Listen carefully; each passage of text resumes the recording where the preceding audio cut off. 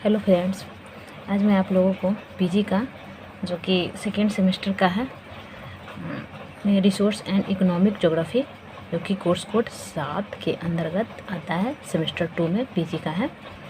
Resource and economic geography कहने का मतलब है कि हमारा जो संसाधन है वो इकोनॉमिक ज्योग्राफी कैसे बनता है, ठीक है, वो देखना है।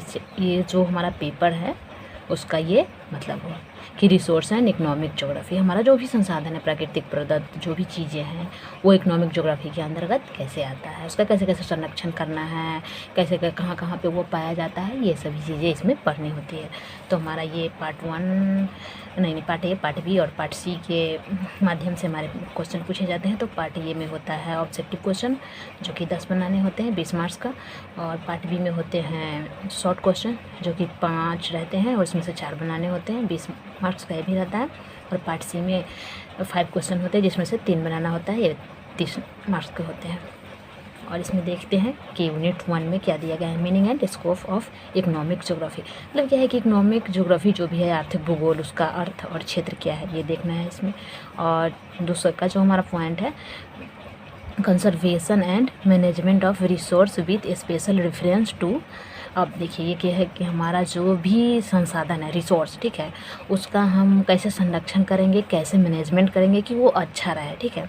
तो इसमें कि ये स्पेशल रेफरेंस में किसको दिया गया है, वाटर रिसोर्स, ठीक है, जल संसाधन, बायोटेक रिसोर्स, जीवीए संसाधन, ठीक है, ये इसको दिया गया है कि स्पेशल रेफरेंस में कि इसको संरक्षण देना है सिलेबस में। और उसके बाद है कन्वेंशनल एनर्जी रिसोर्स। मतलब क्या है कि हमारा जो भी परंपरागत ऊर्जा के स्रोत है उसमें कोयला और क्राउड ऑयल, इसके बारे में पढ़ना है। तो इसका वितरण कहाँ पे होता है, इसका मतलब कहाँ कहाँ पे पाया जाता है, और उत्पादन मतलब इसका कंजर्वेशन मतलब संरक्षण, ये सभी देखना है कि हमारा जो परंपरागत ऊर्जा के स्रोत है कोयला और क्राउड ऑयल, इसका वितरण, उत्पादन और संरक्षण कैसे कैसे करना है। और उसके बाद है नॉन कन्वेंशनल एनर्जी, मतलब गैर परंपरागत ऊर्जा के स्रोत कौन कौन से हैं, सौर ऊर्जा और पवन ऊर्जा, ये दोनों को देखना है। अब यूनिट 2 में है Weber's model and Smith models of industrial location. मतलब है कि हमारा जो भी औद्योगिक अवस्थिति का मॉडल है उसमें 2 मॉडल पढ़ना है, वेबर का और सीमत का।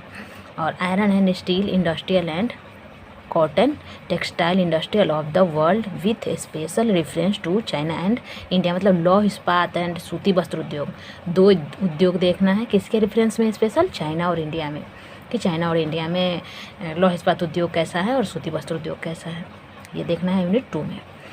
और यूनिट 3 में है distribution and production of some minerals in the world. मतलब हमारा जो भी आयरन ओर है, लो अयस्क एंड कॉपर ओर, वो एंड एटॉमिक मिनरल्स, मतलब हमारा जो अणु शक्ति है, ये सभी चीज़ें कहाँ पे मिलती है, कहाँ पे पाई जाती हैं, इसका उत्पादन कैसे होता है, लो अयस्क, तांबा और अणु शक्ति, ये तीनों के बारे में देखना है। Micro industrial region of the world, मतलब कि पूरे विश्व में माइक्रो इंडस्ट्रियल रीजन क्या क्या है, ठीक है, माइक्रो जो छोटा पे इंडस्ट्री लगाना है उसका रीजन क्या है, क्या परेशानी है, ये देखना है इसमें।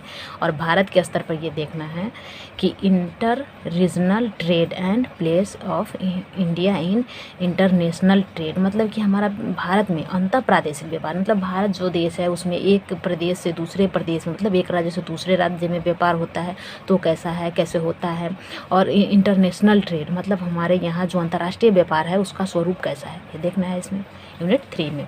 और यूनिट 4 में है major agriculture region of the world. हमारा कि मतलब पूरे विश्व में क्या रीजन है, एग्रीकल्चर रीजन, ठीक ना, कि कृषि का क्या रीजन है, उसमें क्या देखना है, क्या रेफरेंस कर रहा है, इंडिया का कर रहा है, यूएसए का, चीना का एंड जापान का। ये 1 2 3 4 जो हमारे देश हैं उसके बारे में पढ़ना है कि वहाँ पे कृषि प्रदेश के क्या क्या रीजन है, कैसे कैसे उनका विकास हुआ, क्या क्या मेन कारण है, जलवायु कैसा है इसलिए वहाँ पे ज़्यादा कृषि का विकास हुआ, ये सभी चीज़ें देखना है इसमें।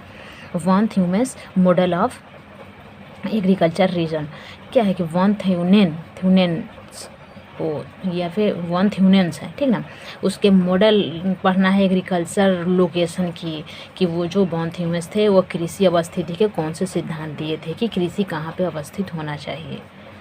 और ये हमारा जो है food production problems and food security, मतलब क्या है कि फूड के उत्पादन में क्या परेशानी है और इसके सुरक्षा में क्या परेशानी है, कि अगर बहुत सारा उत्पादन हो गया तो इसको सुरक्षित कैसे करें, ये भी मतलब उत्पादन करने में भी परेशानी है और इसको सुरक्षा कैसे करें उसमें भी परेशानी है, ये देखना है इसमें।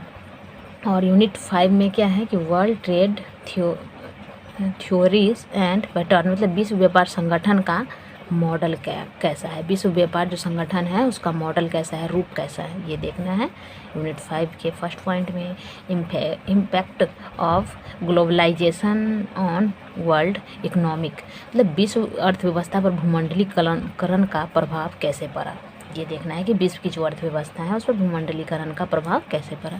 इस पॉइंट में देखना है role of WTO in world trade, मतलब विश्व व्यापार में WTO की भूमिका क्या है, विश्व के जो व्यापार होते हैं उसमें WTO की भूमिका क्या है, ये देखना है इसमें।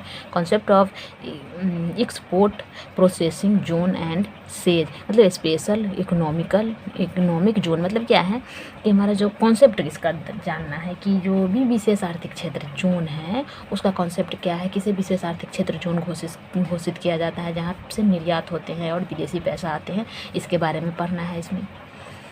Thanks for watching video.